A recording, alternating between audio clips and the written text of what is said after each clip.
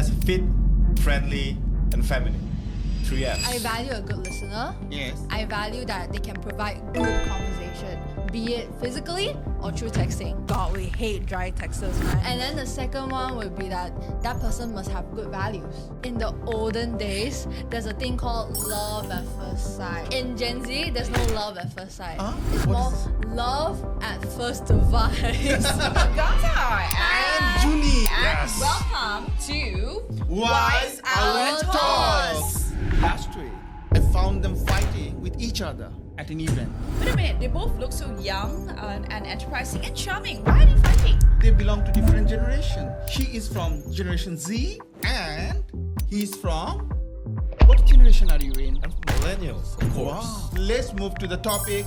Okay. DINK. Ding ding ding. I get to know DINK is dual income, no kids. Sounds very weird to me. We were talking about it during an event, and then I was like, I have differing opinions on this matter, and then he had differing opinions on this matter. Because just to clarify, DINK is like between a couple in a relationship where they're both earning, however, they both agree not to have children.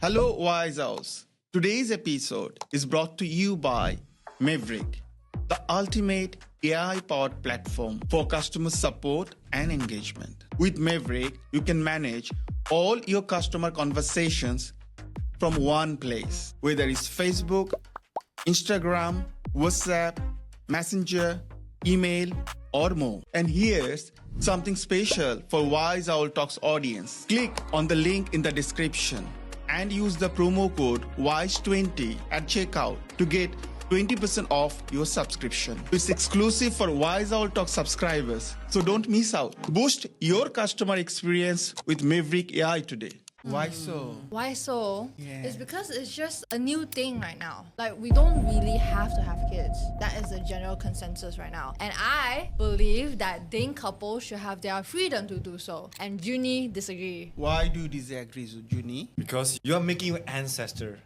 angry. Because they struggled in the past. Yes. They run from saber-toothed tigers. They suffer from diseases. They run from wars. They fight the wars so the bloodline can survive. If both partners decide not to have kids, how would they think? They sacrificed so much for you. Your parents have sacrificed so much for you. Grandparents sacrificed so much for you. But you decide not to have kids. How would your ancestor think? Okay. That's my question to you. Okay. So I understand it's that we want the legacy to carry on. To You agree with her? No. Perspective. I can understand that. I understand that. I would agree to you too. But she mentioned about a point about society, and we're all familiar with today's society, am I right? It's very competitive. Resources are limited. Population is overpopulated. 8 billion, I think. Exactly, and this is why let's not mindlessly have children. I believe we should have children because you want to love your offspring. You want to care for them. Right. That's from like a parent's perspective. However, let's not have kids because of societal pressure. You know, even at my age where I'm like 22, my relatives are already asking me, hey, when are you gonna get married? I was like, nah, I'm not gonna have kids right now, and probably not in the near future as well. So you have already decided on that? Yeah, I've decided firmly that I'm part of the DINK. What are the reasons? Because I believe that, one, I just don't want kids because I don't want to. Is there any other reason? Like, that is the main part. The second part is that I'm young right now. I'm not financially ready. I'm not emotionally ready. Spiritual, not ready as well. I believe that to be a parent, you must have those qualities. Exactly. Yeah. Yes. If no matter the age, right? If you lack those qualities, I believe you should not be a parent. Exactly. Juni, what do you think about that? I think nobody is ready to be a parent until they are parent themselves. Like some people pull their own weight when they have kids. They start to have goals in life. Like mothers learn how to nurture the kids when they start being pregnant. Like in entrepreneurship, when you start a business, you're not going to be ready. Like you are not going to be ready at any moment in time. You just need to take a leap of faith and go for it. That's what I think. Well, this is why the firstborns are always, come out a little bit cuckoo. Because the first child is always the learning experience for the parent. And I really don't agree with that, because why should your child be like an experiment to test? She's 22 and she's thinking of DINK. Perhaps they can think wisely. Very Yes, wise. yes. Like wise Smarter than avatar. us. Yes, they're smarter than us. Yeah. Just like you said, the eldest kid get like a freak show. So I was the eldest kid in the family, but I turned out just fine. I got all the love from my parents. I turned out just fine. I would say I would get better treatment compared to my brother. So Is I would it? say it's situational. Oh, wow. Palas mentioned that the young generation is smart. I just think that it's because we see the struggles that Gen X, Yes. millennials had went through. You know, Yes. trying to raise children, trying to fight in this competitive society. We see those struggles and we think, why put those struggles on us? Why continue that cycle? So I personally do not agree. Do you notice the richer the country, as the country get richer, they have less kids. And poor countries, they do have a lot of kids. They are focusing more on the quality of children rather Yes. than the quantity. They're fighting to have more resources from themselves to get ready before having children. But by the time they're ready already, it's just not possible to have kids. So that's why a lot of couples turn to DINK. Okay. Let's explore Yeah. how Yeah. they think. Yeah. Dating, say Agata, how do you do dating in compared to Juni? I want to know from both of you. How do you do Yeah, dating? just to add on a point, right? In the olden days, there's a thing called love at first sight. In Gen Z, there's no love at first sight. Huh? It's What more is this? love at first device. It's all about digital right now. Don't you think millennials start dating later? Not really. I started dating when I was in university. Like I was in a hostel and there was like events and stuff. When I met my first girlfriend, my ex-girlfriend, like through events and stuff, all the physical events where people mingle with each other. There's no phones, like nobody's on their phones all the time.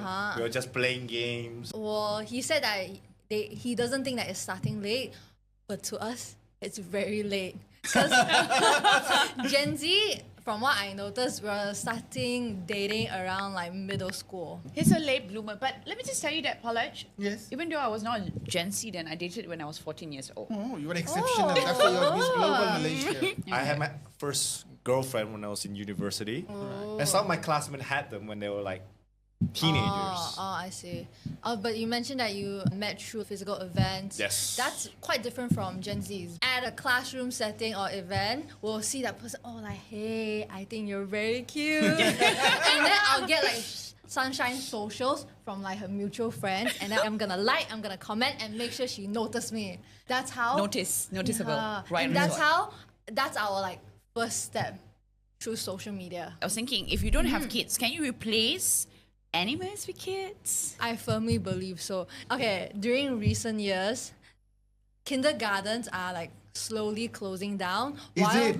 And there's a rise of pet stores, of like daycares. In which country are you talking daycares about? for pets. Asian countries, specifically Japan, Korea, China.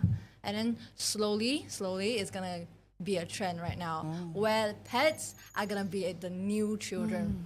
So it's not about financial reason only, but there are other reasons too, like emotionally whether I'm ready or not, isn't it? It's just very hard to raise them from a toddler to a fine adult. That takes years, decades of love. And it's like unconditional love. So I believe not many people can actually provide that kind of dedication. And I think when you commitment. have kids, Yes. then you will need to provide this dedication because I would not consider myself a good father as well until I have my firstborn.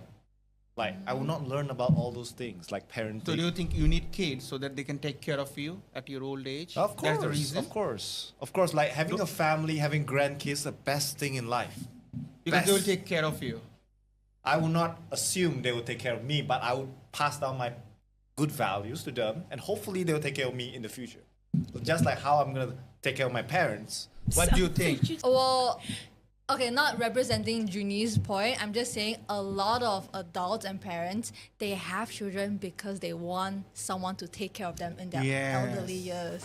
Back up the mind. Really, that is the main Yes. reason why they're having children. Right. And then when I say that I don't want children, and then they're like, you're gonna regret it when you're old and when you fell down and no one's gonna help you out. And I was like, but that's selfish. Like wanting my child to take care of me when I'm old. I totally disagree with that because I believe children are their own beings. Am I right? Right. And then they're not born into this world to take care of someone. I'm not saying that you're believing in that. I'm just saying a lot of parents think that way. And I disagree with that. What you see in a man to have your partner? I do agree that a lot of people said in Gen Z's generation, romance is dead. Because I have to agree that Gen Z has a difficulty expressing emotion sometimes. They think, oh, being like unemotional is cool, and I want to be cool. Yeah, that's what they're doing. No, that's okay. But what I want to know that Yeah. what are the things you look in a man? The fun facts about the man. Fun facts. Yeah, Fun fun facts. facts. Looks pretty fun. What is the criteria? Types. Oh, okay. I love talking about types. Okay. Okay. Archetypes. Yeah. The first one would be I like that a person is a good listener. I value that they can provide good conversation, be it physically or through texting. God, we hate dry texters, man. And then the second one would be that that person must have good values. What are those values like? For example, would they take care of their parents? And then whether they genuinely love kids or because they just want someone to take care of them, like those kind of good values. And then the third one would be that they are a kind person. They want to give back to society. I think those are my criteria looking for a potential partner. So good. And listener. what's about the finance part and others? Like financial capabilities. How do you look at that? As long as they can survive, take care of their parents and like themselves, like they don't have to rely on people. Like you don't have to have like a good car, big house. I don't believe in that kind of materialism. I believe that you just gotta know what you want financially, and then you're able to sustain yourself. That's good enough.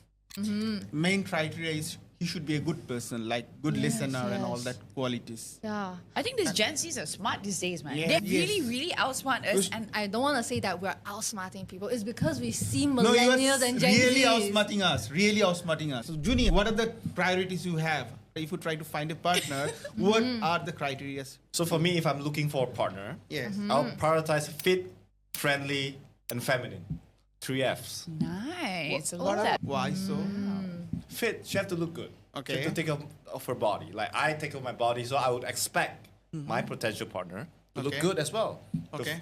prioritize in fitness and stuff. Okay. Friendly. So who doesn't like friendly people, I would You- say. What do you think, Agatha? The first part, okay, about a fit kind of partner. I have a question. For example, I assume you would want children. Yes. Okay, if your wife gave birth to children and then she's not gonna be a fit person. She's not gonna have that mentality to be, oh, I'm gonna straight away go do my ab exercise. That's not gonna happen. So they will become a bit more, I wouldn't say lazy, I would just say that they're a bit more well back. relaxed into their own skin. And if they are not fit in your standards for a certain period of time, what do you think of that behavior? I think that is just an exception for that thing. What I mean by fit, you have the mindset of being healthy. What if she doesn't want to? That's not good. I will encourage her to go to gym together, go do some sport together, do some couple time, like time together. What if she's not in the right mental state to exercise? Because I think having a first child parent, you're obviously going to put all your attention into your children, yes? So if you put all your attention into your children, you might not have extra space to think about like yourself already. Like working out, that is on the back burner. So how would you help her in this sense?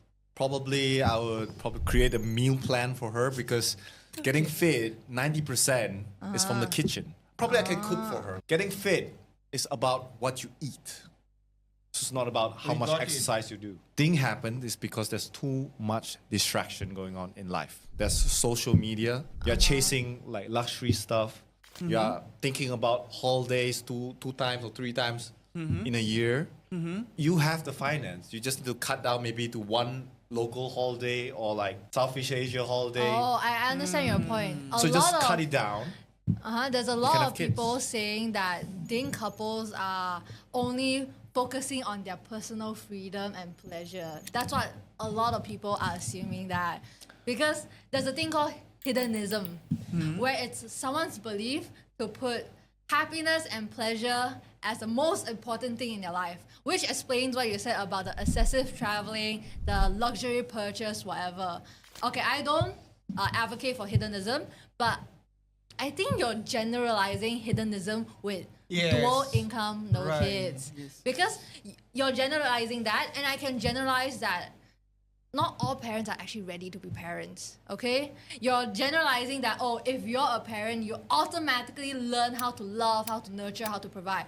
That's generalization. Just like you're generalizing that DINK couples are all about putting their personal freedom over having kids.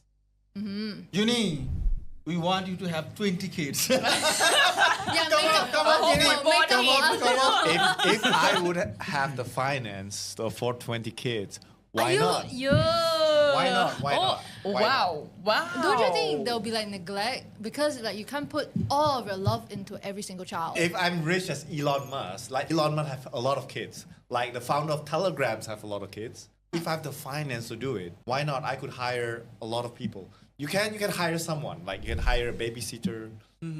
Basically, delegate your job. Delegate of being a father. This is what technology are for.